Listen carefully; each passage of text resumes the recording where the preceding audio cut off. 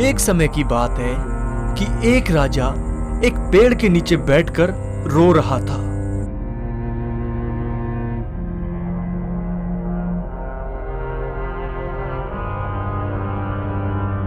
मुझे माफ कर देना रानी सुजाता, आज जो भी कुछ हुआ है मेरी वजह से हुआ है। अगर आज मैं अपने राज्य को छोड़कर इस जंगल में नहीं आता तो आज मेरी पत्नी को कुछ भी नहीं होता। हे भगवान, मुझे माफ कर देना। मेरी वजह से ही मेरी पत्नी की जान चली गई।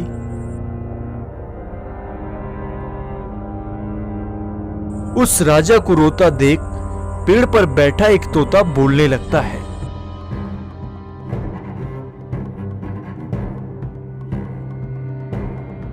क्या हुआ महाराज, तुम ऐसे क्यों रो रहे हो? हे मिट्ठू राजा, मैं क्या बताऊं, मेरी पत्नी को उस दुष्ट दानों ने मारकर खा लिया है। अब मैं क्या करूं, मुझे कुछ भी समझ नहीं आ रहा है। अब मैं मेरी पत्नी के बिना कैसे रहूंगा? अच्छा, तो यह बात है। उस दुष्ट दानों ने तुम्हारी पत्नी को भी मार डाला। उस दानों का तो अब आतंक बढ़ता ही जा रहा है। वह दानव जंगल के कई जानवरों को खा चुका है। लेकिन तुम चिंता मत करो, मैं तुम्हारी मदद कर सकता हूँ, जिससे तुम्हारी पत्नी फिर से जिंदा हो सकती है। तुम सच बोल रहे हो क्या मिट्ठू राजा? मेरी पत्नी फिर से जिंदा हो सकती है? आखिर कैसे मेरी पत्नी वापस से जिंदा हो सकती है? कृपया बताओ ना मुझे। देखो महाराज, इसी जंगल में एक बाबा रहते हैं, तुम्हें उनसे मिलना होगा। वही बाबा तुम्हारी पत्नी को फिर से जिंदा कर सकते हैं।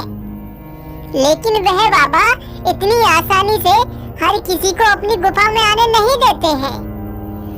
तुम्हें बहुत सी चुनौतियों का सामना भी करना पड़ेगा। मिट्ठू राजा, मैं जरूर उस बाबा के पास जाऊंगा, चाहे मुझे कितनी भी मुसीबत का सामना क्यों ना करना पड़े। बस आप मुझे रास्ता बता दीजिए कि वे कहाँ मिलेंगे। तो फिर तुम मेरे पीछे पीछे चलो, मैं तुम्हें वहाँ जाने का रास्ता बताता हूँ। फिर वह तोता आगे आगे और राजा पीछे पीछे चलने लगता है।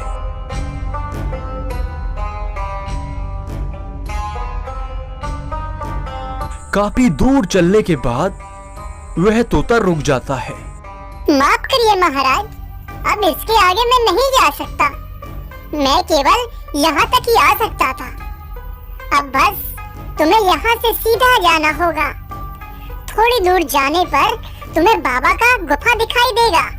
आपका बहुत बहुत धन्यवाद मिट्ठू राजा, जो आपने मेरी इतनी मदद की।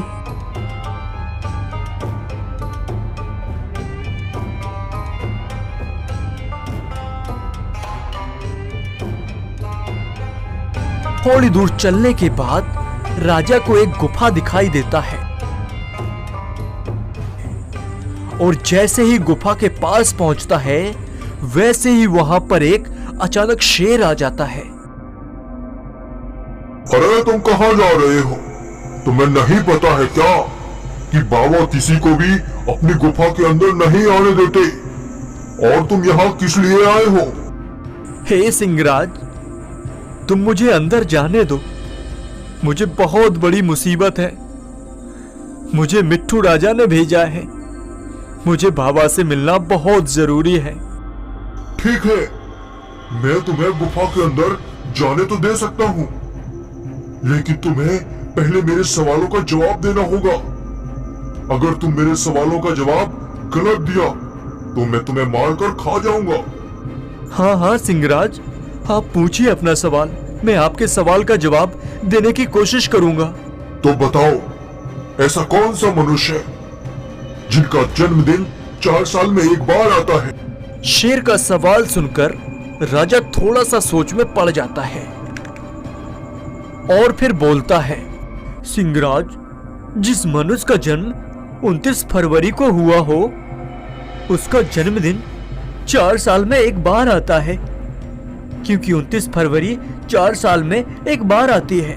तुमने बड़ी ही बुद्धिमानी से मेरे सवाल का जवाब दिया है, इसलिए मैं अब तुम्हें बाबा के पास पहुंचा देता हूं। कि तभी दोनों वहां से गायब हो जाते हैं और अचानक एक गुफा के अंदर पहुंचते हैं, जहां बाबा ध्यान मुद्रा में बैठे होते हैं। हे महान तपस्वी बाबा, आंखें खोलिए, मुझे आपकी सहायता की आवश्यकता है और आप ही हैं जो मेरी सहायता कर सकते हैं। आंखें खोलिए बाबा। राजा की बात सुनकर बाबा अपनी आंखें खोलते हैं। हे मानव, कौन हो तुम और क्यों आए हो मेरी गुफा में? बताओ, तुम्हें क्या समस्या है और मैं तुम्हारी क्या सहायता कर सकता हूँ? बाबा, मैं घाटमपुर राज्य का एक राजा हूँ। हमारे राज्य में अचानक बीमारी का घोर संकट छाया हुआ है। उसी बीमारी से बचने के लिए मैं अपनी पत्नी के साथ अपना राज्य छोड़कर जंगल में भाग आया हूँ और उसी जंगल में रात में हम एक झोपड़ी में रुक गए थे, पर हमें नहीं पता था कि वह झोपड़ी किसी दानव की है। फिर रात में वह दानव मेरी पत्नी को अपना शिकार बना लिया और वह दुष्ट दानव जंगल के सभी जानवरों को एक एक करके अपना शिकार बना रहा है। मैं अपनी पत्नी को दोबारा से जीवित करना चाहता हूँ। बाबा, आप ही हैं जो मेरी सहायता कर सकते हैं। दुष्ट राजा, तुमने अपनी जान बचाने के लिए अपनी प्रजा को इस संकट भरी घड़ी में उनका साथ नहीं दिया। उसी दुष्टता का परिणाम मिला है तुम्हें। इसी वजह से तुम्हारी पत्नी मारी गई है। तुमने एक राजा होने का फर्ज नहीं निभाया है, इसीलिए मैं तुम्हारी कोई मदद नहीं कर सकता हूं। चले जाओ यहां से। बाबा की यह बात सुनकर राजा फिर से गिड़गिड़ाते हुए कहता है, बाबा, आप एक बहुत बड़े महान तपस्वी हैं। आप मुझे माफ कर दीजिए।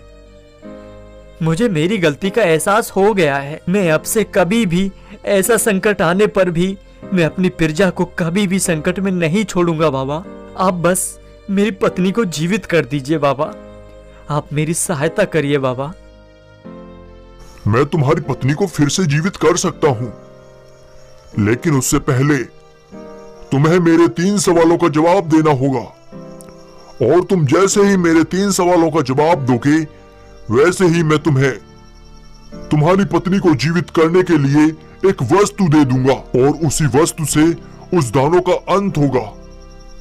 इसीलिए तुम्हें मेरे सवालों का जवाब देना होगा और याद रहे, तुम्हें बहुत ही सोच समझकर जवाब देना होगा। अगर मेरे सवाल का जवाब गलत दिया तो मैं तुम्हारी सहायता नहीं करूंगा और तुम्हें यहां से खाली हाथ जाना पड़ेगा। नहीं बाबा, मैं यहां से खाली हाथ नहीं जाना चाहता। मैं आपके सवालों का सही उत्तर देने की पूरी कोशिश करूंगा। आप पूछिए सवाल बाबा। तो तुम्हारा पहला सवाल है, ऐसी कौन सी जगह है जहां जाते तो 100 लोग हैं लेकिन वापस सिर्फ 99 लोग ही आते हैं?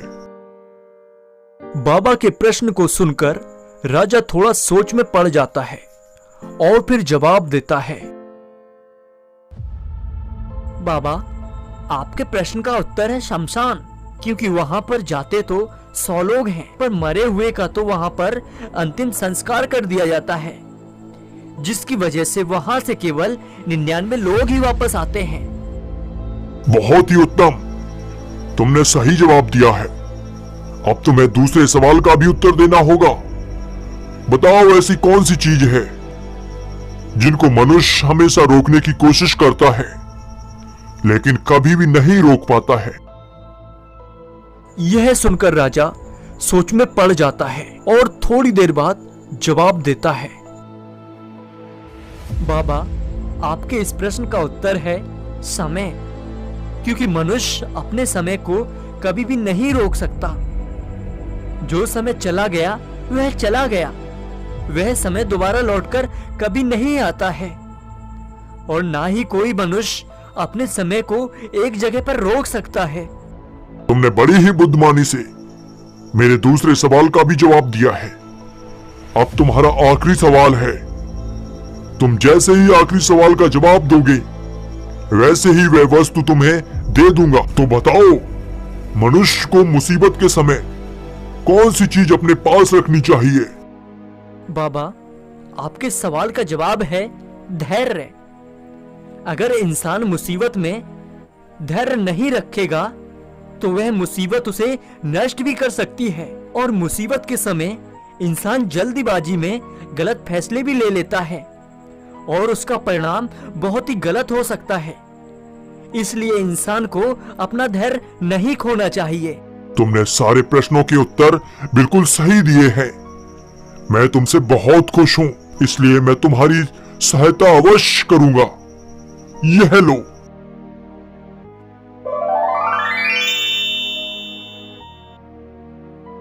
हे राजन, यह त्रिशूल ही तुम्हारी सहायता करेगा। जब वह दानव सो रहा होगा तब तुम्हें इसी त्रिशूल से उसको मारना होगा और फिर इसी त्रिशूल को अपनी पत्नी के मृत्यु के स्थान पर रखना होगा, जिससे तुम्हारी पत्नी भी जीवित हो जाएगी और गांव में फैल रही बीमारी भी हमेशा के लिए खत्म हो जाएगी। आपका बहुत बहुत धन्यवाद बाबा। मैं इस त्रिशूल से उस दुष्ट दानव का अंत कर पाऊंगा और मैं अपनी पत्नी को वापस से जीवित कर पाऊंगा। जाओ, तुम्हारा कल्याण हो।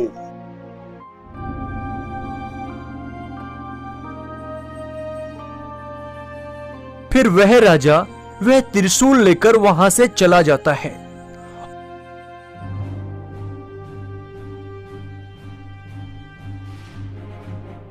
और उसी जंगल में उस दानव की झोपड़ी के पास पहुंचता है और देखता है कि वह दानव सो रहा होता है कि तभी राजा उस त्रिशूल से उस दानव का अंत कर देता है और फिर वह त्रिशूल उठाकर जहां पर उनकी पत्नी मरी थी वहीं पर रख देता है, जिससे उनकी पत्नी भी जिंदा हो जाती है। अरे वाह भगवान, तुम मेरे पास वापस लौट आई। इससे बड़ी खुशी और मेरे लिए क्या ही हो सकती है। लेकिन यह सब कैसे हुआ महाराज? मुझे तो दानों ने मारकर खा लिया था। तो फिर यह सब कैसे हुआ महाराज? फिर वह राजा अपनी पत्नी को सारी बात बताता है। मुझे पता है महाराज कि आप बहुत ही बुद्धिमान व्यक्ति हैं, पर आपकी एक छोटी सी गलती ने ना जाने कितने मासूमों की जान ले ली है, और उसी गलती का परिणाम था जिसकी वजह से मैं आपसे दूर हो गई थी। एक राजा को सिर्फ राजा की जान ही प्यारी नहीं होनी चाहिए, बल्कि अपनी प्रजा का भी अच्छे से ध्यान रखना चाहिए। मुझे यकीन है कि ऐसा आगे से कभी भी ऐसी गलती नहीं करोगे। अरे अरे हाँ भगवान, मैं कभी भी ऐसा नहीं करूंगा। मुझे अब सब समझ आ गया है।